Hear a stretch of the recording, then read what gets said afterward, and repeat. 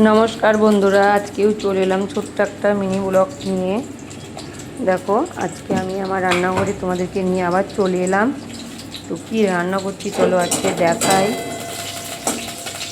দেখো, আলু আর পটল বানিয়ে নিয়েছি। তো পটল ভাজছি, পটল আলু পটলের তরকারি হবে। তো পটলগুলো অল্প অল্প করে দিয়ে ভেজে নিলাম। এদিকে ভাত বসিয়ে দিচ্ছি, ওদিকে ভাত হচ্ছে। পটলগুলো অল্প অল্প করে দিয়ে ভেজে নিলাম।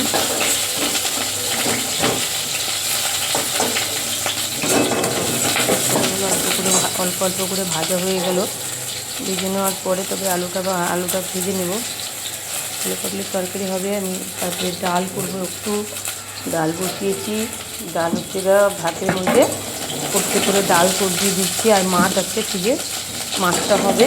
তো চলো এখন আলু পটলের তরকারি করি। এটা আমি টিফিনে দিতে পারবো, পরোটাও করতে হবে। পরোটার সাথে আমার তরকারিটা খাওয়া হবে, ভাতের সঙ্গেও খাওয়া হবে। তার জন্য ভাবলাম পটলের তরকারিটা করে নিই। পটলের তরকারিটা বসেছি। এবার চলো, এদিকে বৃষ্টি শুরু হয়ে যাচ্ছে, এদিকে গরম কমছে না।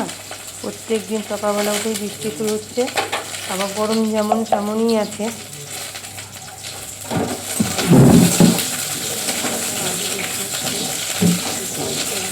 রান্না করতে বাইরে মানে রান্না করতেও পারছি না, বৃষ্টি থেকে একইভাবে বৃষ্টি হচ্ছে। সকাল সকাল শুরু হয়ে যাচ্ছে একদম বৃষ্টি।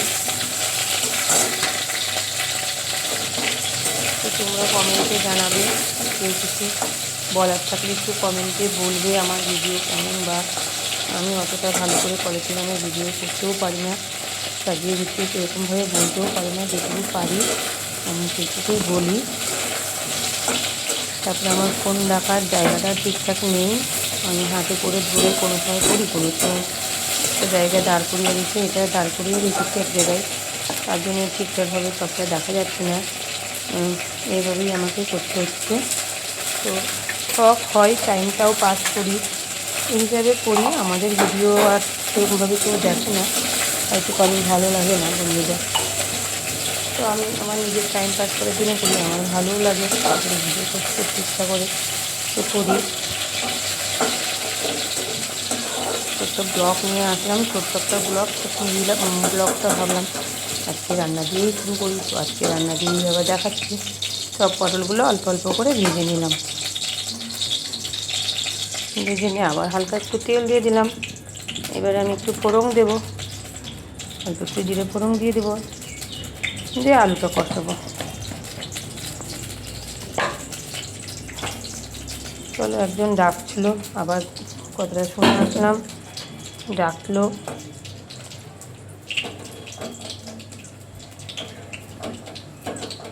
এবার আমি আলুটা দিব।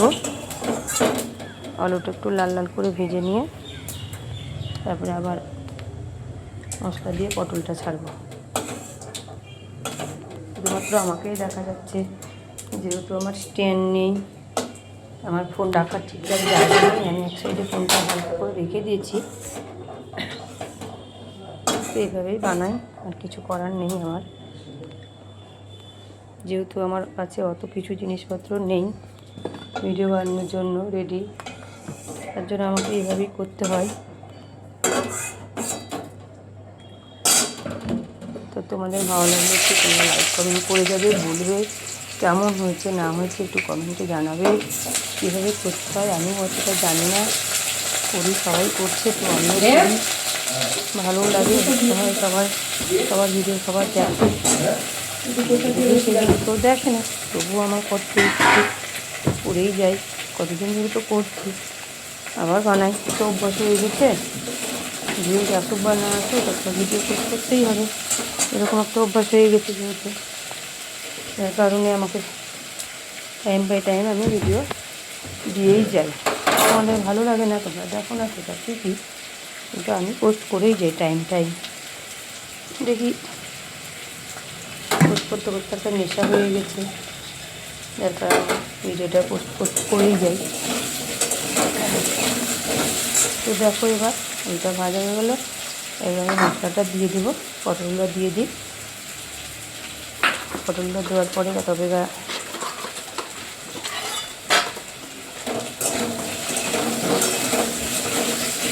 মশলাটা দিয়ে একটু কষে নিই। সকাল সকালই আমাদের রান্নার পরে আবার সমস্ত কাজ বাকি আছে, স্নান করা, ঘর মোছা, পুজো করা, বাসন মাজা, গ্যাস মোছা সবই করতে হয়। কিন্তু আগে রান্নাটাই করে নিলাম, তো রান্নাটাই দেখালাম।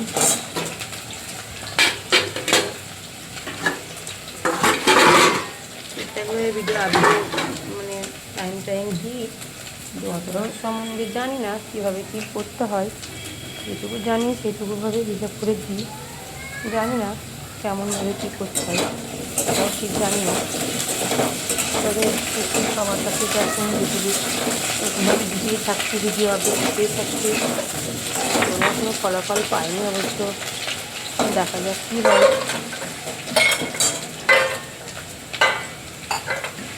ভিডিওটা চলো, এগুলো সব ভাজা ভাজা হয়েই গেছে। এবার আমি মশলাটা দিয়ে দেবো। তারপরে এদিকে ভাতটা মানে হয়ে গেল, আধা হওয়া হয়ে আছে। এবার মশলাটা দিয়ে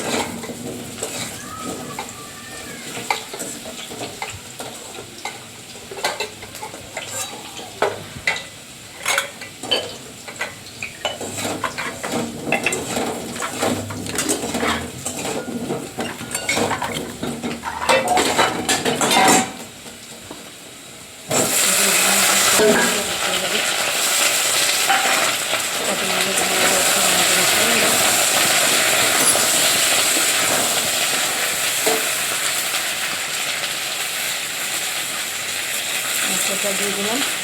সবটা দিলাম না, একটুখানি রাখলাম, একটু অল্প একটু মাছের ঝোল করবো।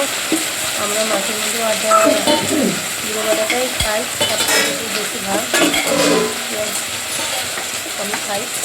পেঁয়াজ আমাদের একটু কম খাওয়া হয়, তরকারি।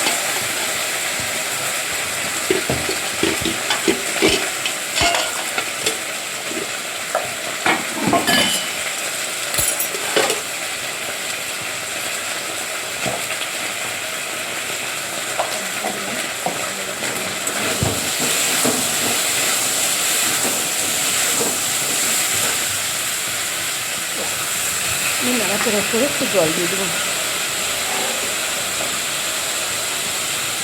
একটু হালকা করে, কেন গরম মশলা গুঁড়োটা ভাজা থাকে। এই মশলাটা খুব টেস্টও হয়, মশলাটা সেন্টে ছাড়ে। দিলাম একবারে কষানোর সময়তেই সঙ্গে গন্ধ বেরিয়েছে, তরকারিটা অবশ্য তোমাদেরকে খাওয়াতে পারলাম না, এটাই দেখছি। তরকারিটা কিন্তু ভালোই হবে। দেখো আগে কিছু দেখা যাচ্ছে না, ভাবলাম কিছু দেখা যাবে, তো আগে কিছু দেখা যাচ্ছে না। তো আমি এদিকে রান্না করে যাচ্ছি, এখন কিছুই দেখা যাচ্ছে না। একটু ফোন ধরা খুবই অসুবিধাই হয়, ফোনটা দেখতে পাবো না আমি।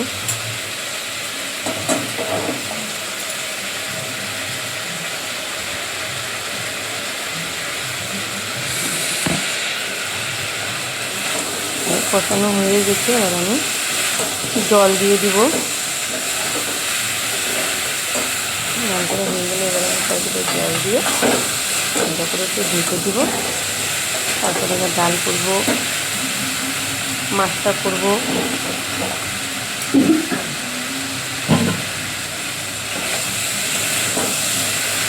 ঠিক আছে, হয়ে গেছে আমার পছন্দ। তোমাদেরকে ঠিক করে কড়াইটা আমি দেখাতে পারলাম না বন্ধুরা, ঠিকঠাক করে কড়াইটা দেখাতে পারলাম না, যার কারণে ফোনটা আমার এক জায়গায় রাখা আছে, আমি বিয়েতে কাজ করছি, তার কারণে আমি ফোনটা ঠিকভাবে দেখাতে পারলাম না।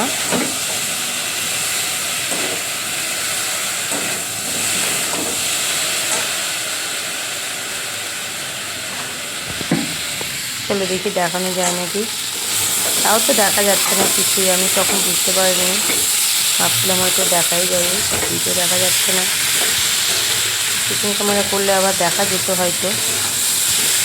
তরকারিটাও হয়ে যাওয়ার মধ্যেই সেদ্ধও হয়ে গেছে, একটুখানি ফুটলেই নামিয়ে নেব। একটু গরম মশলা দেবো, হালকা করে একটু ঘি দিয়ে তো আমি নামিয়ে নেব। জল দিয়ে দিলাম, এবার আমি ঢেকে দেবো। হয়ে গেছে আমার রান্না। আজকে তো মতন এখানেই, আজকে আমার ব্লগটা এখানেই শেষ করলাম। আবার আগামীকাল দেখি কী নিয়ে আসি। তো সবাইকে টাটা।